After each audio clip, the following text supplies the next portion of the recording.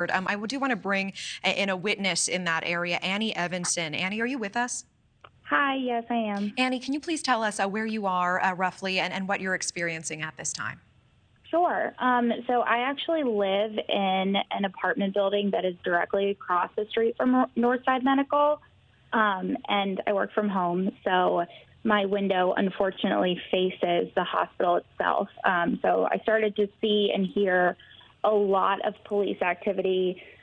Initially, it was very confusing. Then they started blocking off West Peachtree Street, which is the street that my building is on, as well as Northside Medical.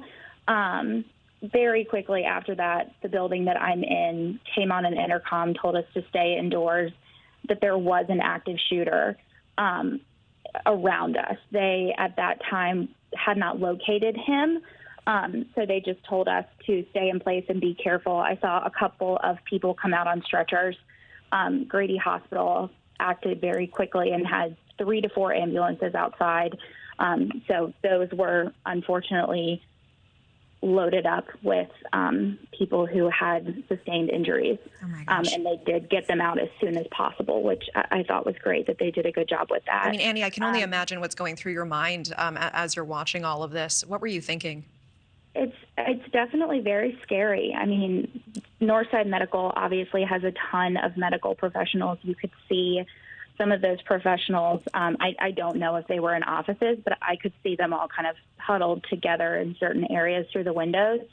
But it's a very active area. It's in the heart of Midtown, so several very large high-rise residential buildings, one of which I live in. Google just moved here a few years ago. There's a brand new upscale hotel that's also directly across the street. So high traffic. There's a Whole Foods next door. Obviously, it's also lunchtime, so a lot of people walking around on foot as well. Just very scary and also so unfortunate. Absolutely. Can you tell us more about what you saw on those stretchers? Was there any way to tell if those individuals were patients or medical personnel or perhaps even family members of patients? It was really hard to tell. They all had blankets covering them. I mean, not their faces, but I'm on the 8th floor and they were obviously on the ground. So Sure. I wasn't able to see exactly. But they did transport them pretty quickly away. So I did assume that they were individuals who needed medical attention, whatever that may be. I appreciate that. And what is the situation in terms of what you're seeing with the crush of police presence in that area right now? Any indication that police are fanning out and searching the actual area? Are they staying mostly near the hospital? And any word at this time if police will be going door to door and potentially searching your building? Yes. So there's definitely still a lot of police presence on West Peachtree, which is the street that Northside Medical is on. Yes, they have since fanned out. There in other areas of Midtown. I've gotten notification alerts on my cell phone. I am still on lockdown. The APD or Atlanta Police has asked my building to keep us on lockdown, so we are still on lockdown.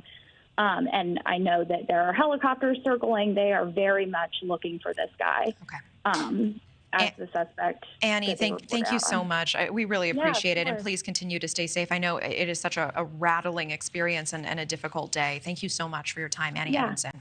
Thank you. Thank you for watching. Go to newsnationnow.com to find News Nation on your television provider. And don't forget to click the red subscribe button below to get more of News Nation's fact-driven, unbiased coverage.